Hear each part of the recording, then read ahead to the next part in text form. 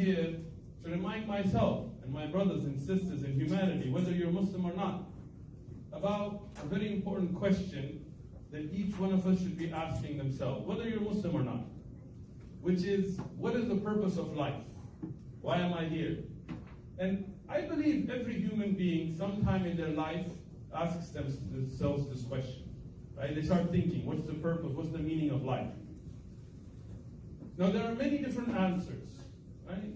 People can say there is no purpose. Like, we have a very strong movement in the West, this atheist, agnostic, confusion, which just say there is no purpose. You evolved from cells, and you became a fish, and then you became a primate, and then you became a human, and then you die, and then there's nothing, right? But think through that, right? Think through that. If that was true, then how would we have what's called the minimum gene concept, right? You guys are university students, mashallah, you guys study, and right? We can test in a clinical environment. Like, for example, interspecies evolution can never be proven in a clinical trial. I work in the med device industry, so don't think this is like foreign stuff to me, right? We deal with this stuff. But we can prove that without a minimum set of genes, even a single cell organism could not survive.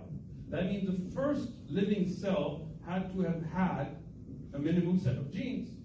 So if you ask somebody who's an atheist, well, who set that up? Like, who's the one that placed that minimum set without which it could not have functioned, so it couldn't have been from fewer sets than that? Then there is no answer, right? If you tell somebody, okay, well, there's a cosmic soup, but where did the soup come from? I don't know, who's the kitchen soup, who's the chef, right? And you talk about where did that come from, who triggered the Big Bang, then there's no answers, right? And then life becomes purposeless, life becomes without meaning, because if there is no purpose to life, then no matter if you live a really great life or a horrible life, you're going to die either way, and it's going to mean nothing.